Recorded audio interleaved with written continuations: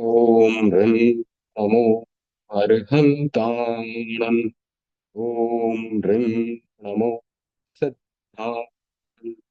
ॐ ह्रीं नमो आयर्याय।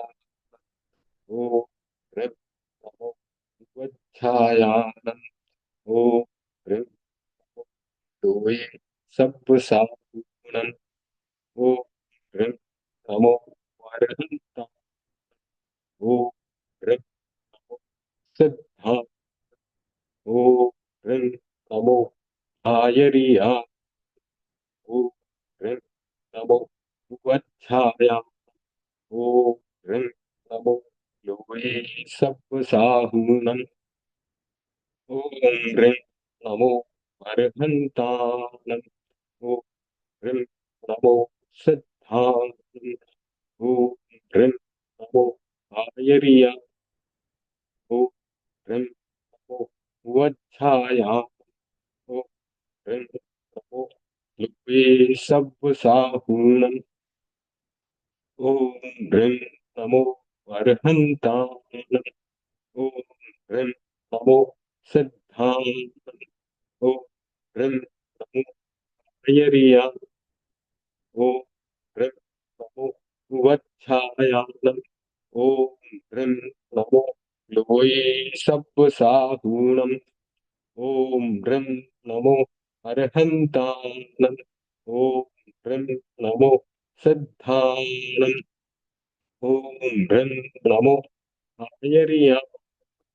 ॐ ह्रीं नमो वच्छायानम्। ॐ ह्रीं नमो लोये सब्बसाहूणम्।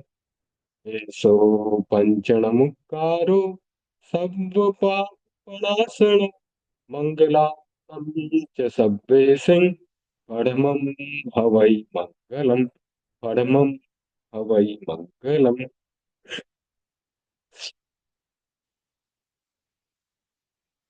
ध्यान के लिए तैयार हो जाएं।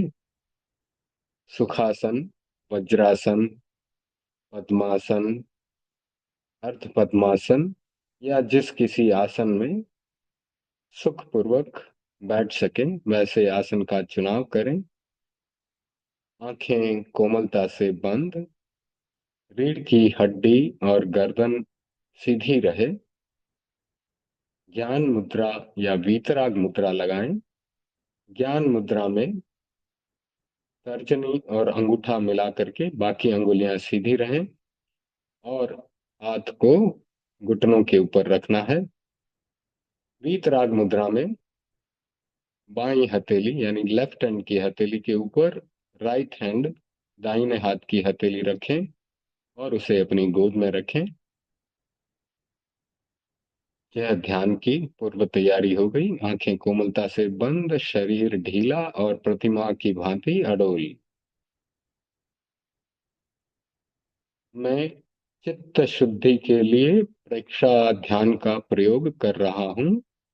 मैं चित्त शुद्धि के लिए प्रेक्षा ध्यान का प्रयोग कर रहा हूँ। मैं चित्त शुद्धि के लिए प्रेक्षा ध्यान का प्रयोग कर रहा हूँ।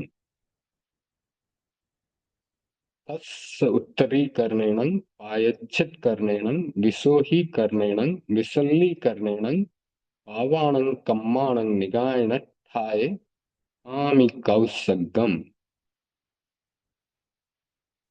अपने ध्यान को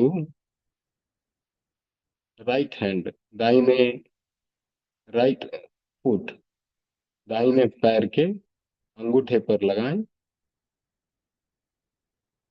वहां के स्पंदनों का अनुभव करें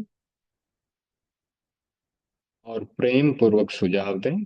दाहिने पैर का अंगूठा शिथिल हो रहा है, शिथिल हो रहा है, शिथिल हो गया है।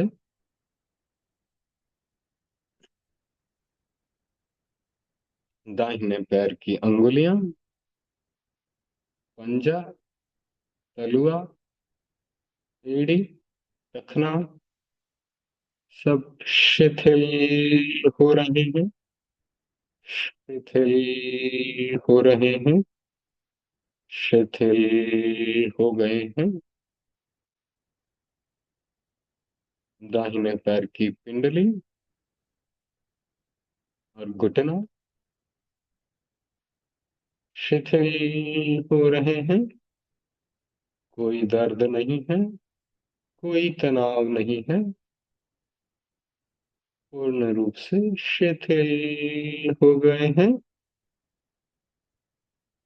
दाहिने पैर की जांग और कमर तक का भाग शिथिल हो गया है। शिथिल हो गया है। अब अपना ध्यान बाएं पैर के अंगूठे पर, लेफ्ट हैंड के, लेफ्ट फुट के थंब पर, थंब यानी अंगूठे पर, बाएं पैर के अंगूठे पर ध्यान लगाएं। वहां पर होते हुए स्पंदनों का अनुभव करें। एक अंगूठे में भी कई क्रियाएं हो रही हैं।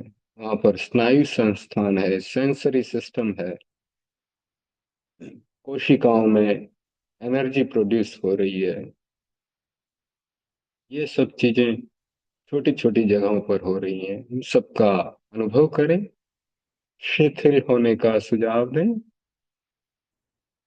बाएं पैर का अंगूठा, thumb of the left foot, relax हो रहा है, शिथिल हो रहा है, शिथिल हो गया है। बाएं पैर का अंगुलियां, तलुआ, पंजा, एड़ी और टखना सब शिथिल हो रहे हैं। शिथिल हो रहे हैं। शिथिल हो गए हैं। एक एक अंग में मसल्स हैं, न्यूरल सिस्टम्स हैं, कोशिकाएं हैं, सब शिथिल हो रहे हैं। बाएं पैर की पिंडली और घुटने तक पूरा शिथिल हो रहा है। शिथिल हो गया है। बाएं पैर की पिंडली और कमर तक का भाग शिथिल हो रहा है। शिथिल हो गया है। Left and right feet is completely relaxed. दोनों पैर कमर तक शिथिल हो गए हैं। कमर के ऊपर ध्यान लगाएं, नाभि तक के भाग के बीच में स्वास्थ्य केंद्र है। वहां पर आमाशय, यकृत, प्लीहा, एड्रिनलिन ग्लैंड्स, गोनाड्स, ये सारे, इतने सारे अवयव हैं। सबको प्रेम पूर्वक सुझाव दें। ये सब शिथिल हो रहे हैं। शिथिल हो गए हैं। नाभि का भाग जो कि तेजस केंद्र है, शिथिल हो रहा है। शिथिल हो गया है। नाभि के ऊपर ध्यान लगाएं। पसलियां, हृदय, फेफड़े सब शिथिल हो रहे हैं। फ्रंट साइड का आगे का भाग कंधे तक शिथिल हो गया है। शिथिल हो गया है।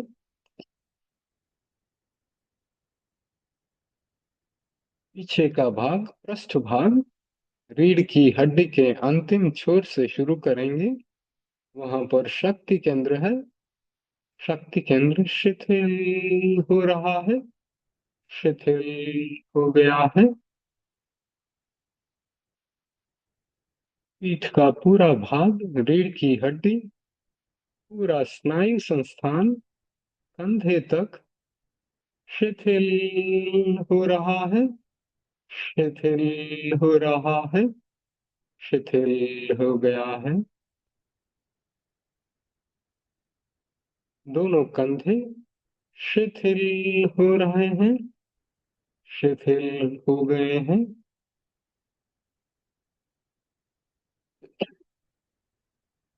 अब अपना ध्यान दाहिने हाथ के अंगूठे पर लगाएं, राइट हैंड के थंब पर लगाएं। वहां पर हो रहे स्पंदनों का अनुभव करें।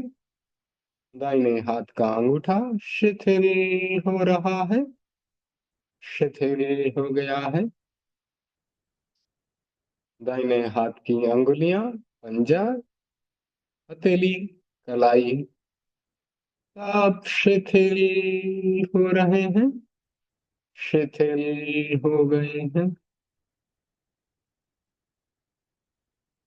दाहिने हाथ का कोहनी तक का भाग, अप टू द एल्बो, पूरा शिथिल हो गया है, शिथिल हो गया है।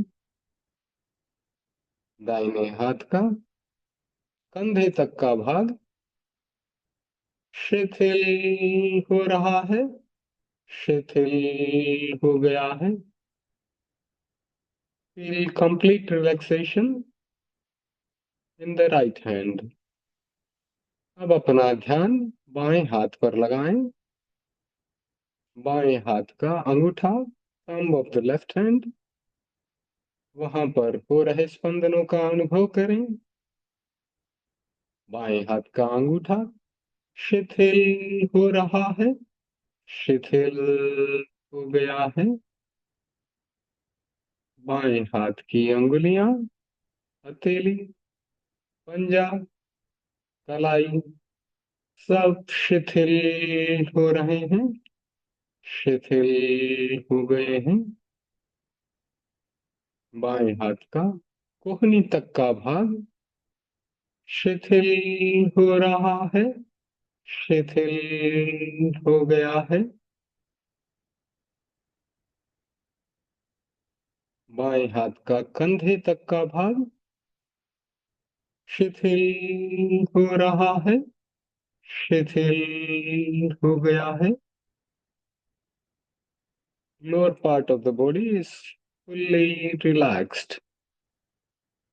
अब कंधे से ऊपर अपना ध्यान लगाएं।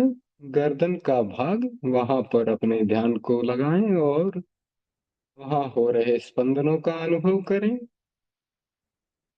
वोकल कॉर्ड,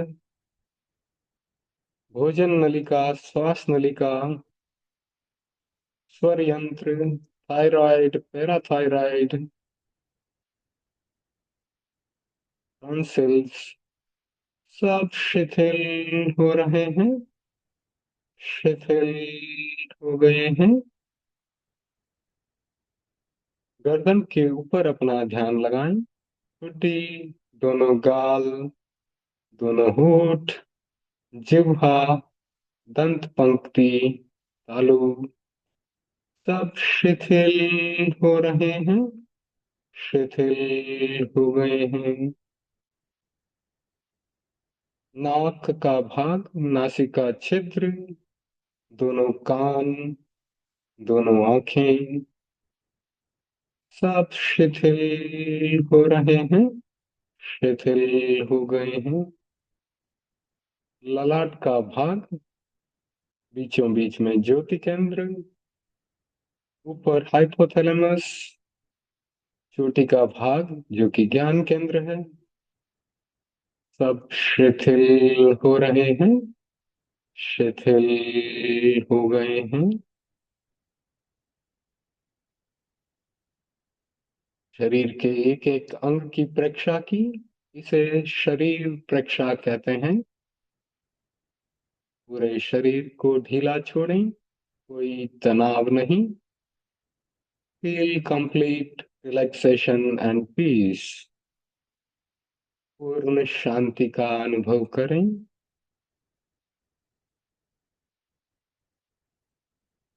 पूरा शरीर शिथिल है। आत्मा की भिन्नता और शरीर की भिन्नता का अनुभव करें।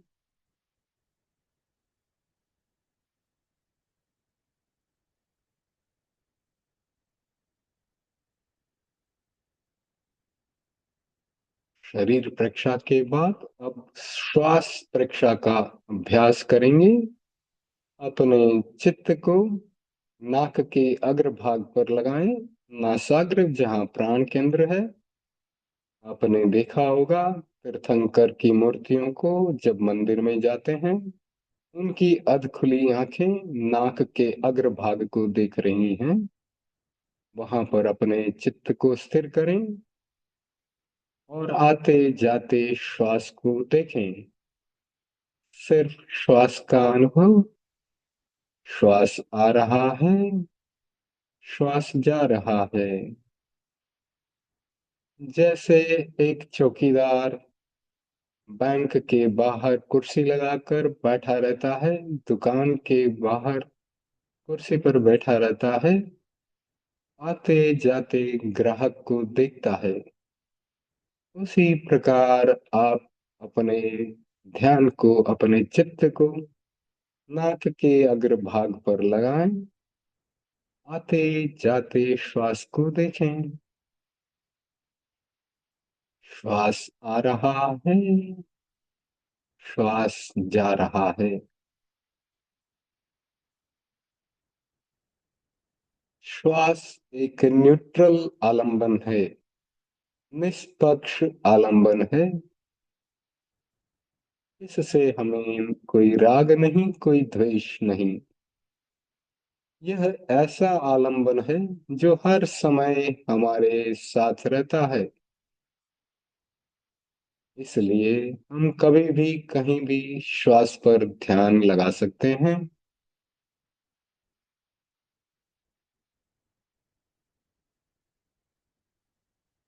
श्वास प्रक्षा के अभ्यास से हमारा समय राग और द्वेष से मुक्त होकर बीतता है। श्वास आ रहा है, श्वास जा रहा है। आते जाते श्वास का अनुभव करें।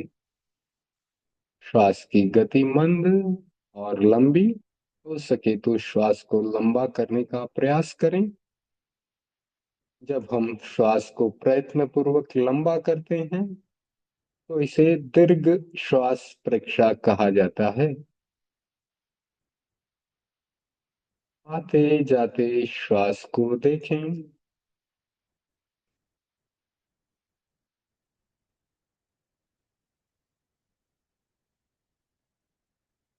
श्वास आ रहा है, श्वास जा रहा है।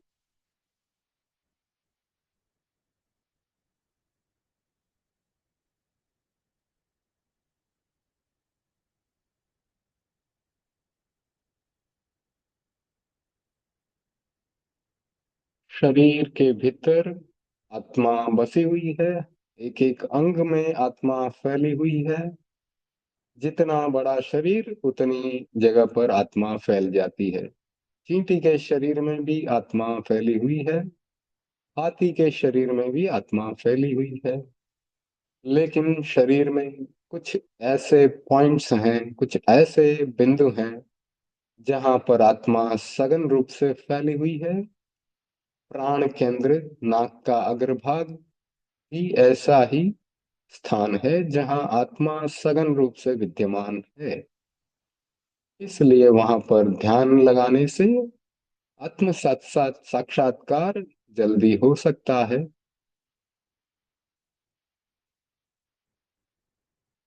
ध्यान नासाग्र पर श्वास को आते जाते देखें। शरीर शिथिल, प्रतिमा की भांति अडोल, जस्ट लाइक ए स्टेच्यू। श्वास आ रहा है, श्वास जा रहा है।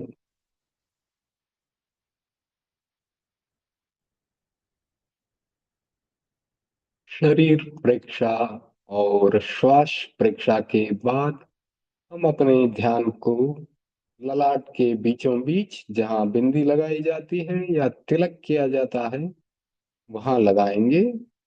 यह है ज्योति केंद्र प्रेक्षा का प्रयोग। ललाट के बीचों बीच शरद पूर्णिमा के चांद का अनुभव करें। श्वेत रंग का चमकीला चांद वहां पर उदय हो रहा है। उसकी श्वेत रश्मियां, श्वेत किरणें ललाट पर फैल रही हैं, हमारे शरीर के चारों ओर फैल रही हैं। शरद पूर्णिमा के चांद की श्वेत रश्मियां जीवन में शांति ला रही हैं, समता ला रही हैं और पवित्रता ला रही हैं। श्वेत रंग पीस यानी शांति का प्रतीक है, समता और पवित्रता का प्रतीक है, सरलता का प्रतीक है। कहीं युद्ध विराम करने की इच्छा होती है तो श्वेत रंग का झंडा फहराया जाता है। White flag is a symbol of peace। पूर्णमासी के श्वेत चांद की रश्मियां हमारे चारों ओर फैल रही हैं, श्वास के साथ भीतर जा रही हैं, गहरी शांति ला रही हैं, सरलता और समता ला रही हैं, पवित्रता ला रही हैं।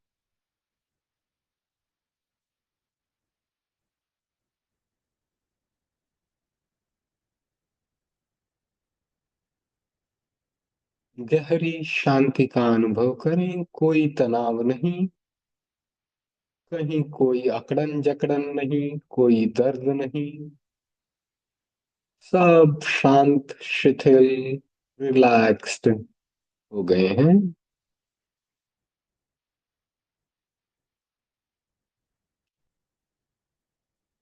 शरद पूर्णिमा के श्वेत चमकीले चांद को बंद आंखों से देखें, उसकी श्वेत रश्मियों को, किरणों को अनुभव करें चारों तरफ फैलते हुए। उसकी शिथिलता और शांति का अनुभव करें।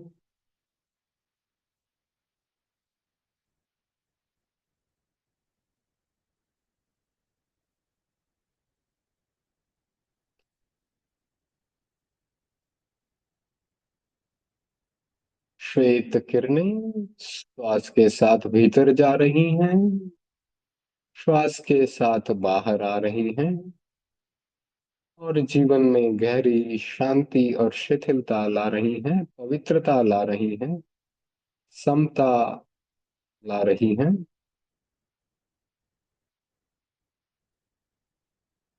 संपिक्खये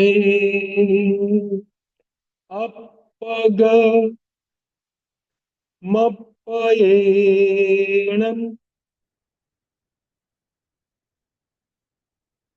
स्वयं स्वयं को देखें, आत्मा से आत्मा को देखें। आत्म साक्षात्कार का यह प्रयोग कितना सुंदर सूत्र दिया है। संपिक्खये अपग मप्पयेणम्। स्वयं स्वयं को देखें, आत्मा से आत्मा को देखें। दूसरों को, बाह्य जगत को हर समय हम देखते रहते हैं। स्वयं को देखें, हमारे भीतर क्या है उसे देखें, गुण है या दोष है उनको देखें। संपिक्खये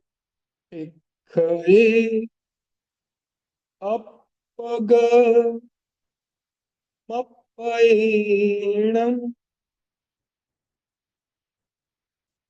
स्वयं स्वयं को देखें, आत्मा से आत्मा को देखें। आत्म साक्षात्कार का यह प्रयोग, यही है ध्यान का प्रयोग। आहम सुविद्या चरणम तमोखम। दुख मुक्ति के लिए विद्या और आचार का अनुशीलन करें। बहुत ही अच्छा सूत्र है। विद्या यानी पहले ज्ञान और फिर उसके ऊपर आचार यानी आचरण करना। तो दुख मुक्ति के लिए विद्या और आचार का अनुशीलन करें। आहम सुविद्या चरणम प्रमुखम।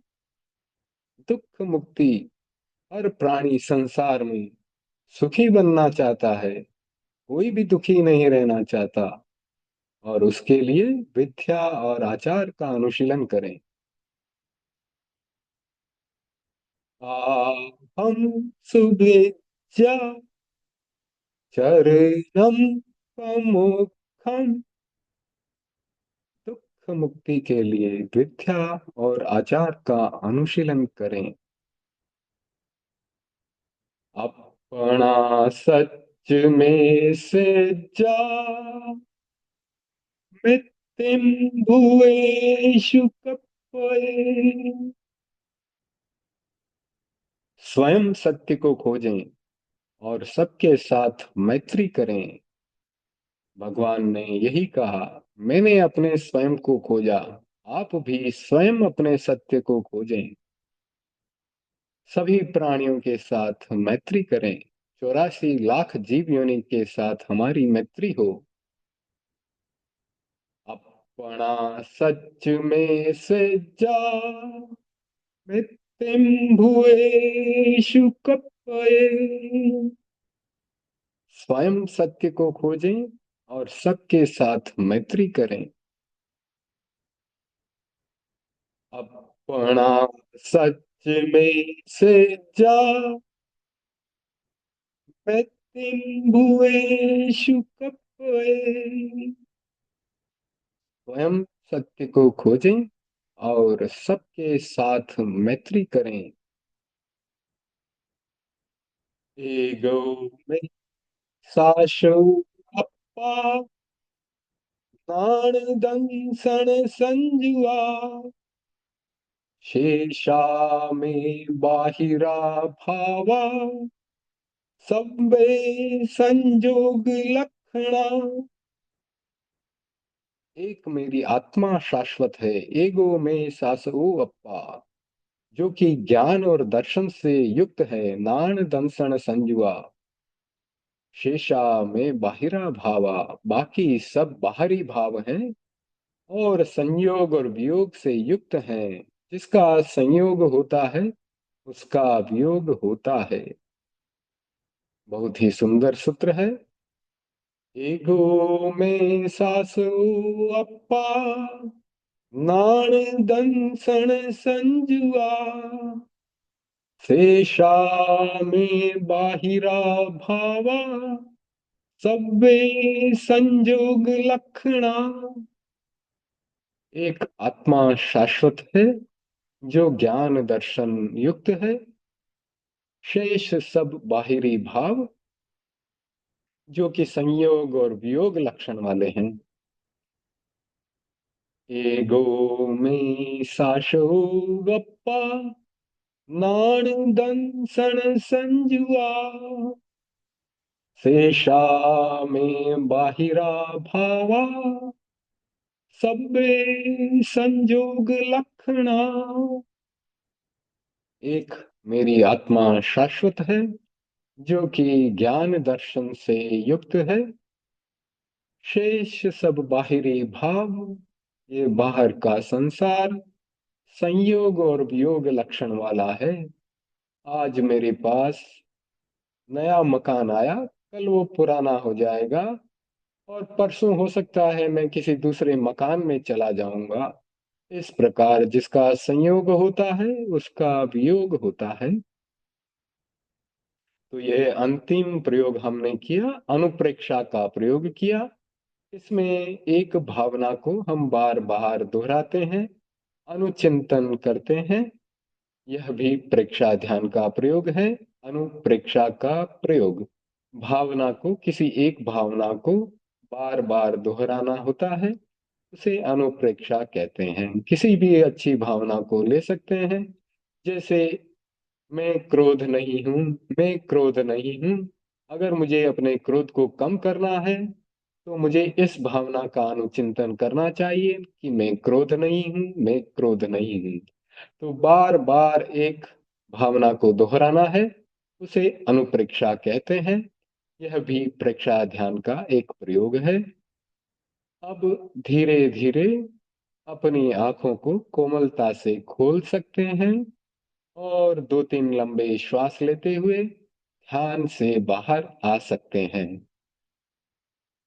आगे हम अभी स्वाध्याय का प्रयोग करेंगे। आचार्य श्री महाप्रज्ञ जी की बहुत ही सुंदर पुस्तक है और रचना आचार्य श्री सिद्धसेन जी की है। कल्याण मंदिर बहुत ही सुंदर स्तोत्र है। तो पुस्तक का नाम है कल्याण मंदिर अंतःस्थल का स्पर्श। 19 श्लोक इसके हम कर चुके हैं। भक्तामर के 20 श्लोक संपन्न कर चुके हैं।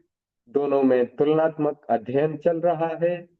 20वां श्लोक आज हम ले रहे हैं। आचार्य श्री सिद्धसेन जी की रचना कल्याण मंदिर स्तोत्र। इसका शुरू का आधा या एक पेज हमने कर लिया था। फिर भी फिर से श्लोक को पढ़ते हैं। चित्रम विभो कथम वांग मुख प्रंतमेव विश्वक पतत्य विरला सुरपुष्प वृष्टि त्वद गोचरे सुमनसाम यदि वा मुनीश गच्छन्ति नून मद एव ही बंधनानि। तो क्योंकि पिछले अध्याय में बहुत थोड़ा सा लिया था तो फिर से पूरा ले लेते हैं। बहुत ही सुंदर श्लोक है। चार चार लाइनों के श्लोक हैं संस्कृत में। बहुत ही गहरा अर्थ इसमें गुंफित किया हुआ है। आचार्य सिद्धसेन ने एक एक श्लोक में साधना के रहस्यों को बताया है। तो 20 श्लोक तक बहुत अच्छा स्वाध्याय चला। अभी 20वां श्लोक ले रहे हैं। तो तीर्थंकर का दूसरा प्रतिहार्य है। पहला प्रतिहार्य था अशोक वृक्ष, जिसमें बताया गया था कि तीर्थंकर के प्रभाव से वृक्ष भी अशोक बन जाता है, यानी वृक्ष के भी शोक मुक्ति हो जाती है। तो तीर्थंकर की स्तुति से, तीर्थंकर के नाम से हमारा शोक क्यों नहीं दूर होगा। अब 20वां श्लोक हम ले रहे हैं, जिसमें कि दूसरा प्रातिहार्य वह है वह है सुर पुष्प वृष्टि। यह एक अतिशय है। जहाँ तीर्थंकर होते हैं वहां देवों के द्वारा पुष्प वृष्टि की जाती है। और बताया जाता है कि ऐसे पुष्प अचित्त होते हैं, क्योंकि सचित्त पुष्पों का साधु संतों को स्पर्श नहीं होना चाहिए। तो सामान्यतः जब फूल जो है डाली से गिरता है तो आपने देखा होगा कि फूल का सुंदर भाग जो है वो नीचे गिर जाता है, और जहां उसका वृंत होता है जो डाली से जुड़ा रहता है वह ऊपर की तरफ रहता है। तो बताया जा रहा है कि जब फूल शाखा से नीचे गिरता है तो वृंत ऊपर रहता है और फूल नीचे। किंतु देवताओं के द्वारा की जाने वाली पुष्प वृष्टि में पुष्प का भाग ऊपर रहता है और वृंत अधोमुख हो जाता है। यह तो बहुत बड़ा आश्चर्य है। आश्चर्य है कि यह कैसे संभव हो सकता है। तो प्रस्तुत श्लोक में आचार्य इसका समाधान दे रहे हैं। जहां हर प्रश्न का समाधान होता है वहां एक मानसिक संतोष की अनुभूति होती है। तो आचार्य कह रहे हैं पद गोचरे सुमनसाम यदि वा मुनीश। तो जो आपके निकट आता है, पद गोचरे, जो आपके निकट आता है, आपके आभा मंडल का विषय बनता है, उस आभा मंडल के प्रभाव से आदमी भी बंधन मुक्त बनता है और फूल भी बंधन मुक्त बनता है। सुमन साम का दो अर्थ किया गया। एक तो सुमन यानी कि फूल, दूसरा सुमन यानी अच्छे मन वाला व्यक्ति। तो बताया गया कि फूल भी बंधन मुक्त होकर के, प्रफुल्लित होकर के खिलता है, उसके बंधन नीचे रह जाते हैं और आदमी भी बंधन से मुक्त हो जाता है। गच्छन्ति नून मध एव ही बंधनानि, यानी कि गच्छन्ति यानी हो जाना, जाना, नून मद एव ही बंधनानि यानी बंधनानि की मतलब बंधन हमेशा नून मद यानी नीचे की ओर चले जाते हैं। तो देवताओं द्वारा गिराए गए पुष्पों के व्रंत अधोमुख क्यों हो जाते हैं। सीधा रहने वाला व्रंत अधोमुख क्यों हो रहा है। व्रंत तो फूलों का बंधन है। समाधान दिया जा रहा है कि व्रंत जिस तरह से डाली से जुड़ा रहता है तो वह एक बंधन है। तो जो बंधन है वो नीचे क्यों हो जाता है? तो आचार्य इसका समाधान देते हुए कह रहे हैं कि भगवान के आभा मंडल की ही विशेषता है, जिसके कारण अधोमुख बनाने वाला बंधन स्वयं अधोमुख हो जाता है। आपको पता ही होगा कि जो कर्म हमारे साथ जुड़े हुए हैं वे हमें अधोगति में ले जाते हैं। बहुत ज्यादा कर्मों का बंधन हो गया तो आपको लोक का पता होगा। लोक में नीचे की तरफ नरक है, ऊपर की तरफ स्वर्ग है, और मोक्ष भी ऊपर की तरफ है। जब आत्मा कर्मों से भारी हो जाती है तो अधोमुख हो जाती है, नीचे की तरफ गति करती है, यानी नरक की तरफ भी जा सकती है। और जब आत्मा कर्मों से हल्की होती है तो ऊपर की तरफ जाती है, तो हो सकता है स्वर्ग में चली जाए, या हो सकता है कि पूर्ण कर्म क्षय हो जाने पर, एकदम हल्की हो जाने पर मोक्ष की तरफ चली जाए। तो संस्कृत में सुमनस के दो अर्थ बताए गए। सुमनस का एक अर्थ है फूल और दूसरा अर्थ है अच्छे मन वाला। प्रभु, जो व्यक्ति अच्छे मन वाले हैं वे जैसे ही आपके विषय बनते हैं, आपके आभा मंडल में आते हैं, तो सारे बंधन उनके नीचे चले जाते हैं और वह स्वयं ऊपर रह जाते हैं। तो वस्तुतः बंधन को तोड़ना बहुत ही कठिन कार्य है। साधारण बंधन को भी तोड़ना मुश्किल होता है, तो जो दीर्घकालीन बंधन है उसे तोड़ना कितना कठिन होता है। हम स्वयं देखें, अपना आत्मनिरीक्षण करें कि हमारे भीतर कितने बंधन है, हमारे भीतर कितना क्रोध है, कितनी मान माया लोभ है। ये कषाय है। इनका हम अगर मेजरमेंट करें, आत्मनिरीक्षण करें, तो हमें स्वयं को पता चल जाएगा कि हम कहाँ पर हैं, हमारी परिस्थिति क्या है, हमारा बैरोमीटर क्या है। बैरोमीटर आपको पता है कि वो जो है दबाव देखने के काम आता है, थर्मामीटर जो है टेम्परेचर देखने के काम आता है। उसी प्रकार हमारी आत्मा, हमारा जीव कहाँ पर है, उसे देखने के लिए एक बहुत बड़ा मीटर है, हमारे कषाय। हमारा क्रोध मान माया लोभ कितना उपशम है, उपशांत है, वह देख करके पता चल जाता है कि हमारी आत्मा की स्थिति कहाँ पर है, कितनी हमारे में नैतिकता है। उस सब से हमें पता चलता है हमारी स्थिति का। तो कभी कभी आत्मनिरीक्षण करते रहना चाहिए। आदमी बाह्य जगत में घर से, परिवार और दुकान से बंधा हुआ है, ऑफिस से बंधा हुआ है, अपनी नौकरी से बंधा हुआ है। अंतर जगत के बंधन इनसे भी बहुत ज्यादा है। उन बंधनों के कारण आत्मा विभाव में जा रही है। रोना आत्मा का स्वभाव नहीं है, शोक करना भी आत्मा का स्वभाव नहीं है, भय, ईर्ष्या और घृणा करना भी आत्मा का स्वभाव नहीं है। ये सब लोक कषाय में आते हैं, आपको पता होगा। भय, ईर्ष्या, घृणा, शोक आदि ये नौ कषायों के भीतर आते हैं। स्त्री वेद, पुरुष वेद, नपुंसक वेद आदि नौ कषाय है। ये भी मोहनी कर्म की प्रकृतियां हैं। तो ये सब आत्मा का स्वभाव नहीं है, फिर भी ये चल रहे हैं। तो ये जो नौ कषाय है ये कषायों को बढ़ाते हैं। कषाय तो मूल है, क्रोध मान माया लोभ, ये चार तो मूल प्रकृतियां हैं। उनके सहयोगी हैं नौ कषाय, भय, ईर्ष्या, घृणा आदि, ये सब उसके सहयोगी हैं। तो ये भी हमारे पास ज्यादा नहीं होने चाहिए। घृणा भी बहुत चल रही है। एक आदमी दूसरे आदमी से घृणा करता है, द्वेष भी करता है। ये सब कर्म बंधन के कारण है। कर्म में सबसे बड़ा बंधन है मोह का बंधन। नागपाश के बंधन को भी व्यक्ति तोड़ सकता है। हमने सुना है कहानियों के माध्यम से कि हनुमान जी और जम्बू कुमार जी दोनों ने उस बंधन को तोड़ा था। किंतु मोह के बंधन को तोड़ना सरल नहीं है। यद्यपि हनुमान जी ने भी वो बंधन तोड़ा और मोक्ष चले गए, जम्बू कुमार जी ने भी वो बंधन तोड़ा। और कहते हैं कि जम्बू कुमार जी तो अंतिम केवली थे, अंतिम मोक्षगामी थे इस अवसर्पणी काल के। आगे में तो और भी मोक्षगामी बनेंगे और बनते रहेंगे, लेकिन इस अवसर्पणी काल में जम्बू कुमार जी स्वामी अंतिम मोक्षगामी थे।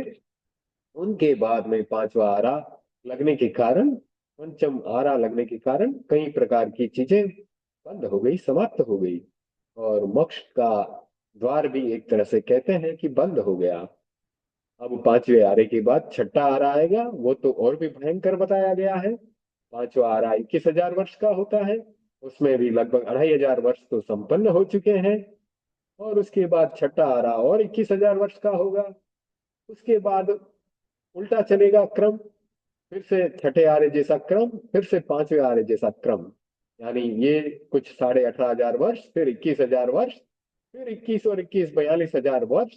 उसके बाद फिर से धर्म का प्रवर्तन होना शुरू होता है। तीर्थंकर इस धरती पर जन्म लेते हैं और फिर से मोक्ष का द्वार खुलता है। तो हमें कुछ ऐसी करनी करनी है कि कम से कम वापस हम छठे आरे में तो न आए।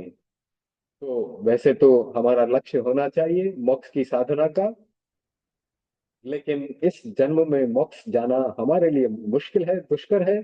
लेकिन कुछ ऐसा करें, कुछ ऐसी साधना करें कि हम जो है एका भवतारी बने, यानी एक भव के बाद मोक्षगामी बन जाए।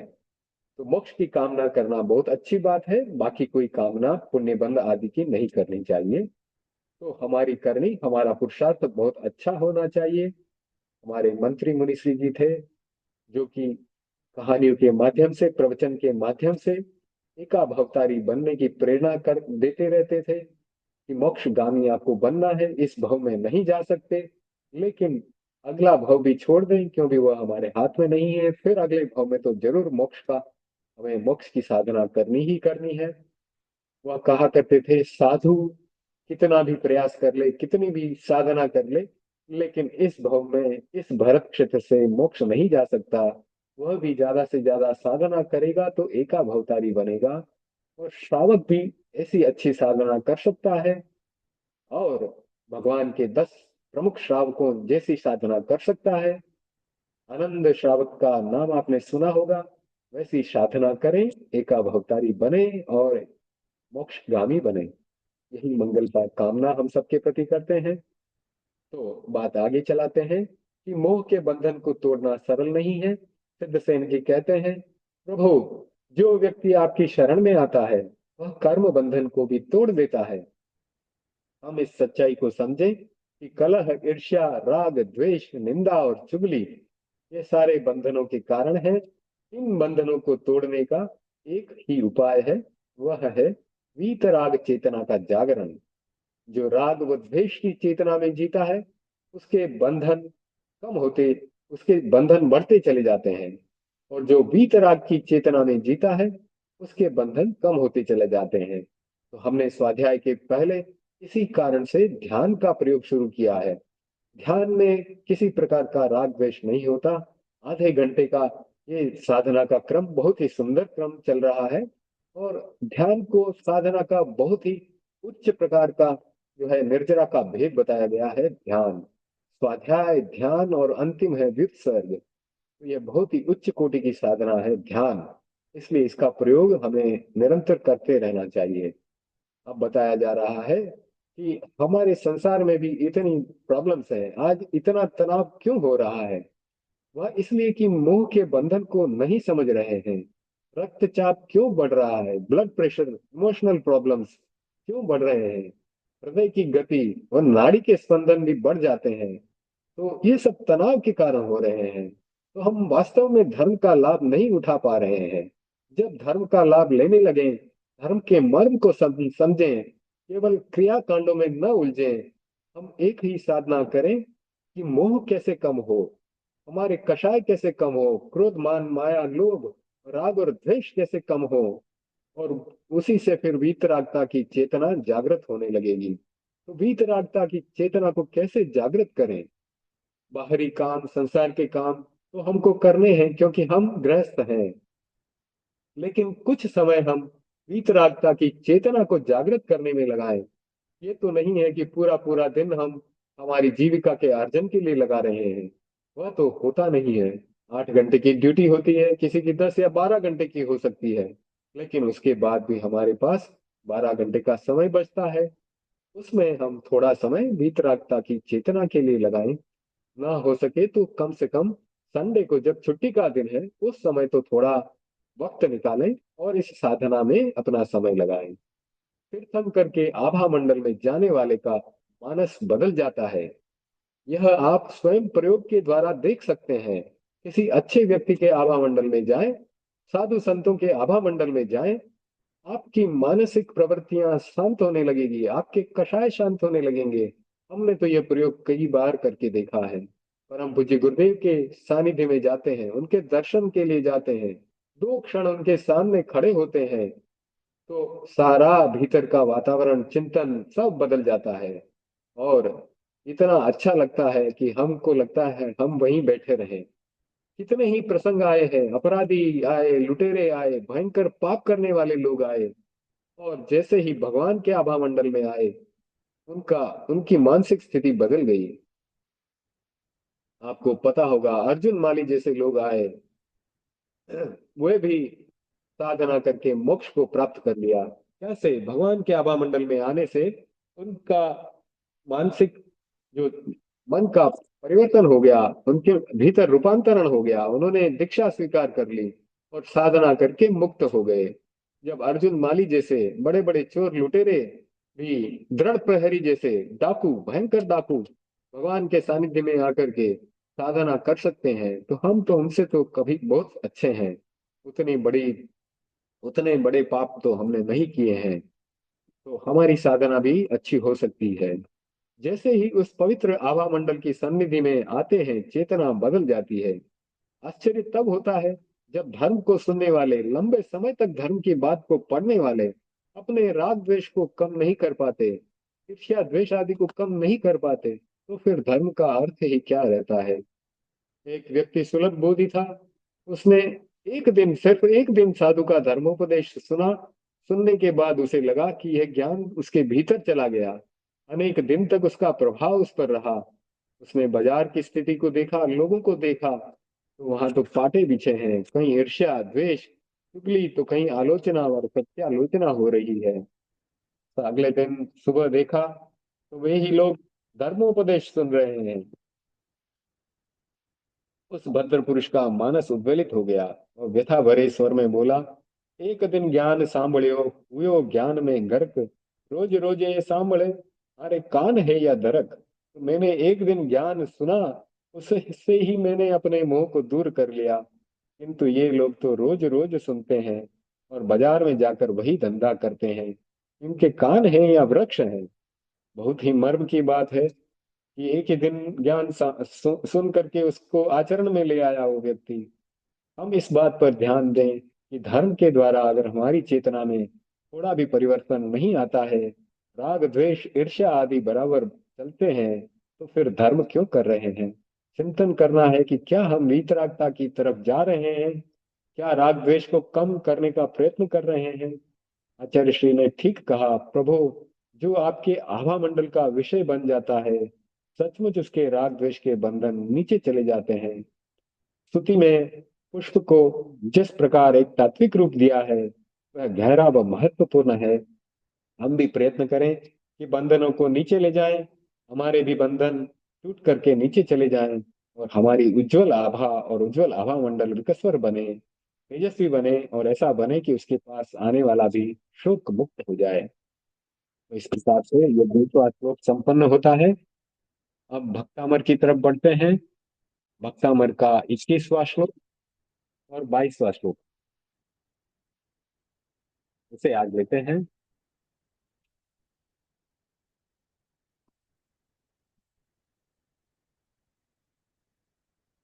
मुझे लगता है 21वां श्लोक भी कंप्लीट कर लिया था हमने पिछले स्वाध्याय में।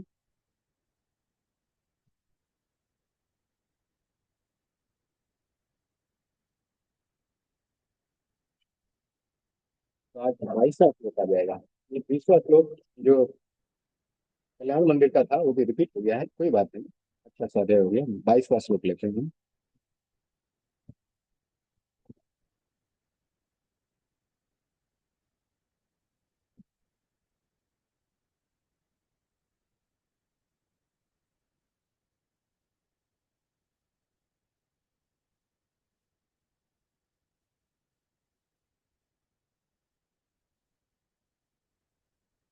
ओके, 22वां श्लोक है। प्रीणाम शतानि शतशो जनयन्ति पुत्रान्, नान्या सुतं त्वदुपमं जननी प्रसूता, सर्वादिशो ददति भानि सहस्र रश्मिन्, प्राच्येव दिग्जनयन्ति स्फुरदन् सुजालम्। तो यहाँ पे भी 4 लाइनों में आचार्य श्री ने भक्तामर में बहुत ही सुंदर बात कही है।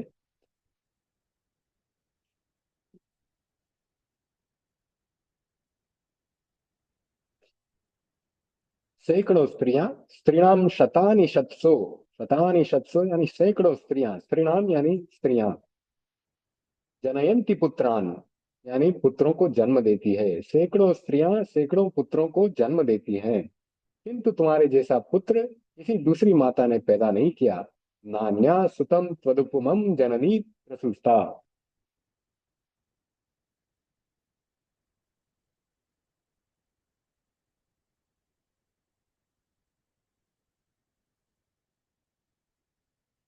तो आचार्य श्री लिख रहे हैं, आचार्य मानतुंग जी, कि नान्या सुतम त्वदुपमम जननी प्रसूता। नान्या सुतम यानी कोई भी पुत्र, त्वदुपमम यानी आपके जैसा, जननी प्रसूता यानी कि किसी भी माँ ने पैदा नहीं किया। सर्वा दिशो ददति भानि सहस्त्र रश्मिन, सभी दिशा में, सर्वा दिशो सभी दिशा में, ददति भानि सभी दिशाएं तारा नक्षत्रों को धारण करती हैं। सर्वा दिशो ददति भानि सहस्त्र रश्मिन, किंतु चमकते हुए सहस्त्र किरण समूह वाले सूर्य को तो पूर्व दिशा ही जन्म देती है।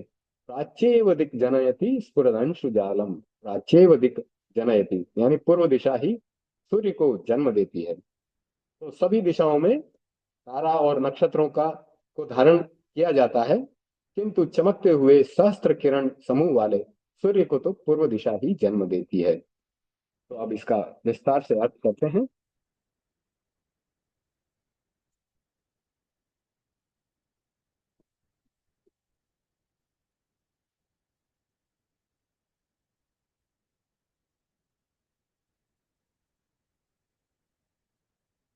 तो स्तुति क्रम में मान तुंग जी ऋषभ की माँ की स्मृति करते हुए कहते हैं, प्रभु धन्य है आपकी माता जिसने ऐसे अनुपम पुत्र को जन्म दिया। सैकड़ों हजारों स्त्रियां पुत्र का प्रसव करती हैं, किंतु किसी माता ने ऐसे पुत्र को जन्म नहीं दिया जो आपकी तुलना में आ सके। जो महापुरुष होता है उसके माता पिता भी धन्य होते हैं, उसके माता पिता को भी धन्यवाद दिया जाता है। ऐसे अनुपम पुत्र रत्न का प्रसव करने वाली माता का बहुत महत्व माना गया है। प्राकृत और संस्कृत साहित्य में इस विषय पर बहुत विचार हुआ कि माता कैसी हो, पुत्र कैसा हो। वह माता जिसमें कुछ विशिष्ट अर्हता है, जिसकी विशिष्ट आकृति है, जिसमें विशेष गुण है, उसके विशिष्ट पुत्र उत्पन्न होता है। वर्तमान आनुवंशिकी सिद्धांत में भी, जीनोलॉजी में भी यह माना गया है कि माता पिता के द्वारा जो संस्कार बीज मिलते हैं वे पुत्र के लिए बहुत ही महत्वपूर्ण होते हैं। ऋषभ की माता का नाम था मरुदेवा। वह ऐसी माता थी जिसे अध्यात्म के क्षेत्र में विरल और अनुपम कहा गया। ऐसी कोई माता नहीं हुई जो हाथी के हौदे पर बैठी बैठी मुक्त हो गई, न साध्वी वेश धारण किया, न सावध्य युग का प्रत्याख्यान किया, और कुछ भी नहीं किया। केवल हाथी पर बनी अम्मारी या हाथी के हौदे में बैठी रही।